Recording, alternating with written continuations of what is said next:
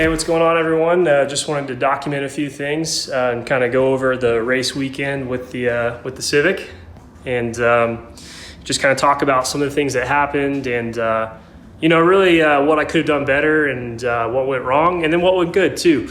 So it was a fun weekend. The car did really awesome, all things considered. I don't know how many of you know or really follow me, but the car is honestly very much in street trim.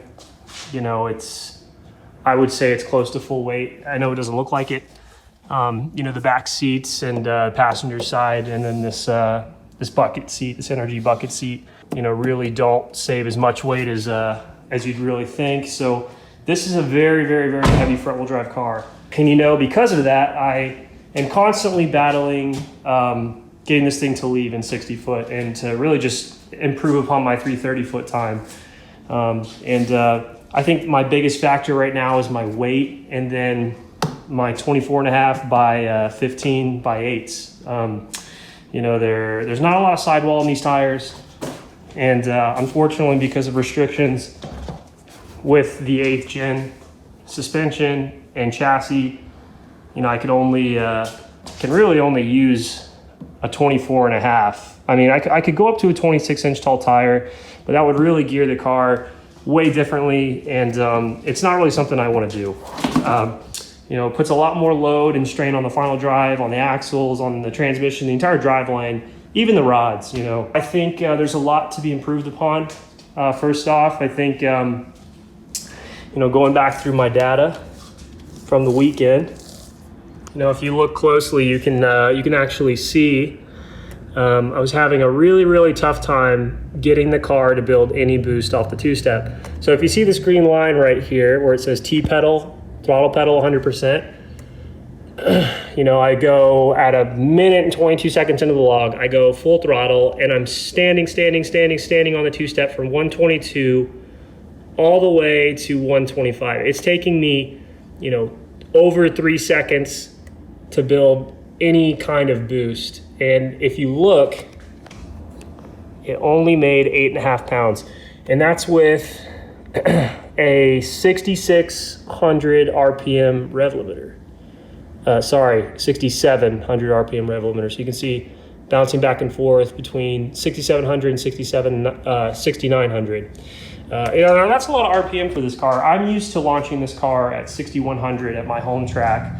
So the service was a lot different. So check out this video.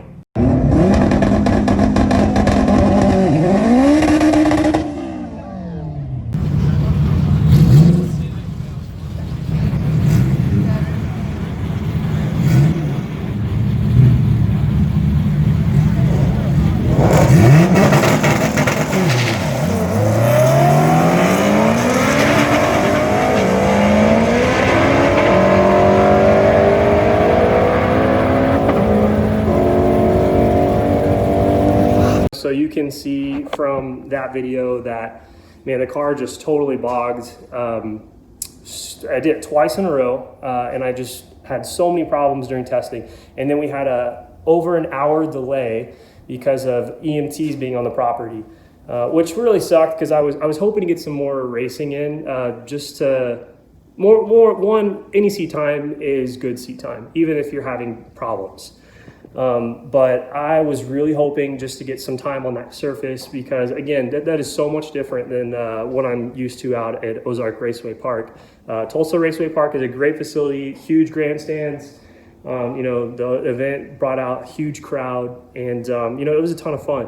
The biggest thing was just lack of preparation, lack of testing.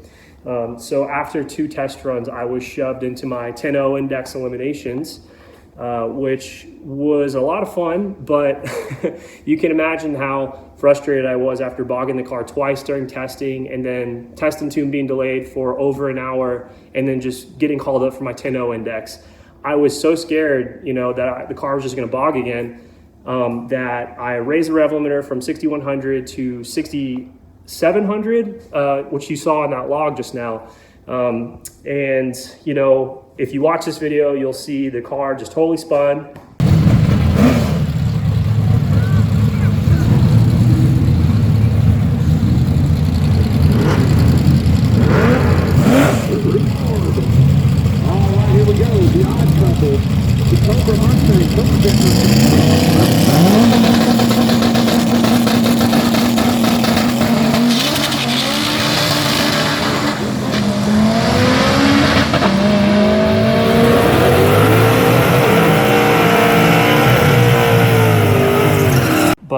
miracle, the Cobra Jet that I was racing thought he was so far out ahead that he actually let off, and I ended up coming around him at 150, which was, I'm not gonna lie, it felt pretty good, you know, to someone who thought they were so sure they had the race that they let off and hit the brakes. But you can see him, you saw him get back in it right at the end.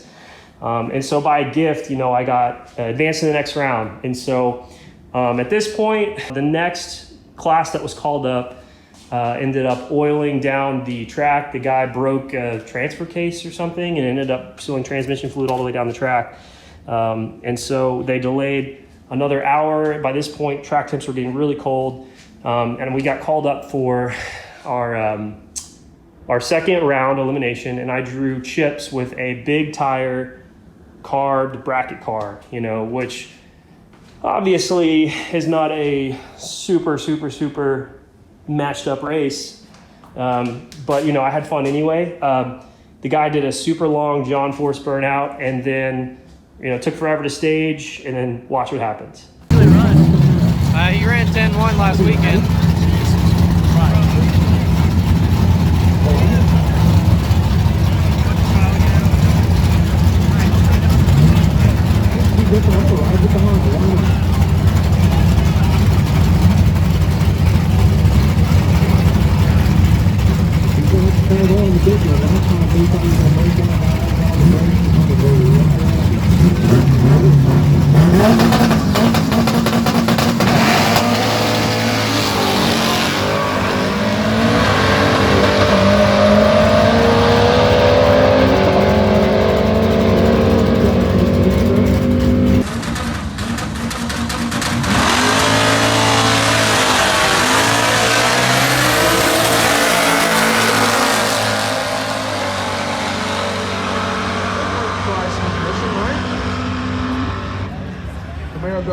So being my first official competition with the car, I was obviously nervous. Waiting that long to stage really got to me, and I just totally misjudged the Pro Tree. I got on the two-step too early, and it was building too much boost, and I just misjudged the tree and left too soon. So I ended up getting eliminated, which stunk, but I think the worst part of it was because I jumped, I didn't get a time. You know, it didn't give me anything on my time slip. And not having a time slip really sucked, because I was looking back at it now, I'm pretty sure that was my best 60 foot of the night, just based off of what I felt in the car. You know, to be eliminated and to know I could have run a 9-second pass, it kind of stung a little bit. At this point, the track temps were definitely getting lower. There was a lot of mildew, or there was a lot of moisture in the air.